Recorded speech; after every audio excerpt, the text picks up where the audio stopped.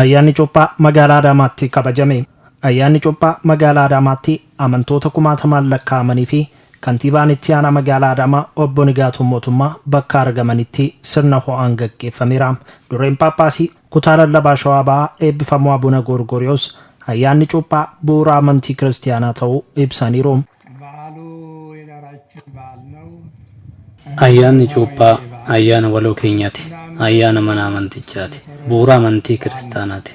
Amantiin kiristaanaa kan ittiin hundaa'e faaya fi bareedina keenya kan ta'eef baga ayyaana Cuuphaaf isin gahe. እንኳን ለበዓለ ጥምቀቱ በሰላም በሕይወት ጠብቆ አደረሰን አደረሳችሁ። Ayyaanni Cuuphaa mallattoo jaalalaa dhiifamaa fi wal kabajuu akka ta'es himan. የሱ መጠመቅ የሱ ከኛ በመካከል መገኘት Cuuphamuun Kiristoos nu gidduutti argamuun isaa cubbuu abbaan keenya Addaam hojjeteef sirraa dhaladhee dogoggoraatti hojjette hundaaf dhiifaman siif godha akkuma jedhe. Guyyaan kun guyyaa dhiifamaa waan ta'eef dhiifamaan araaraan akkasumas ayyaana kana wayita kabajnu qalbii jijjiirranan barbaachisaadha. Hordoftoonni amantichaa ayyaana Cuuphaa kanarratti argamanis guyyichi tokkummaan hordoftoota amantichaa kan ittiin mul'atedha jedhan. Guyyaan irraa kun akkuma agartu guyyaa jaalalaa, guyyaa tokkummaati, guyyaa cuubbati. Kanaafuu bakkuma jiran hundumtuu nageenya isaanii eeganii haala gaariidhaan akka ayyaana isaanii kabajatan dhaamaaf. Cuuphaan kun wanni nu garsiisu jaalalaa fi fayyina ilma namaatiif gooftaan keenya Yesuus Kiristoos samiirraa gadi bu'ee dibroo Maariyaamirraa dhalate nama hundaafuu dhala hundaafuu nageenya lallabuu isaati.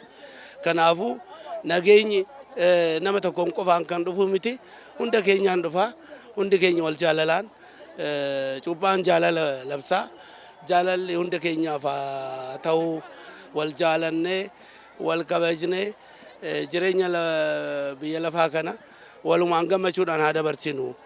Boodaas namni gaarii hojjete, namni gaarii hawwu, namni gaarii yaadu dhaaltuu mootummaa waaqaa ta'a. Kanaafuu wal jaalannee haa jiraannu. Bakka haarawaa ayyaanni kun itti kabajamu eegalettis kan gammadan ta'uu dubbataniiru. Ayyaanni Cuuphaa bara 2018 daran adda kan ta'e barana bakka haarawaa irratti kabajaa jirra. Bakki isaa bal'aadha. Namni akka karaa hundaan seenee karaa hundaan waan ba'uuf wal dhiibaanis hin jiru. Baay'ee nama gammachiisa, baay'ee hawwataadha. Akkuma agartu kana maatii keenya qabannee haala addaatiin kabajaa jirra. Iddoo aaraatti duraan daka masqala dabaabayii ture, amma immoo mootummaan haala gaariidhaan iddoo bal'aa kana nuuf kennee iddoo kanatti kabajaa jirra. Haala adda ta'een kabajaa jirra. Duraanis waggaa waggaadhaan inuma deemnaaf hin beeknu.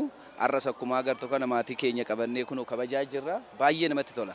Ayyaana kanas kan qabu kan hin qabneef qoodee akka ayyaaneffatu dhaamaniiru. Akkuma beekamutti durumaanuu yeroo hundumayyuu uummanni kiristaanaa waan qaburra hireeti waliin nyaachaa jiran an qabneefis an qabu kan hin qabneefis hireeti waliin kan dabarsanis amma saaluma gaariidhaan akkasumatti walumaan dabarsinaa jechuudha. Taabotonni bultii isaanii dirree Cuuphaa erga taasisanii fi sirni Cuuphaa raawwateen booda gara manneen kiristaanaa isaaniitti kan deebi'an ta'a.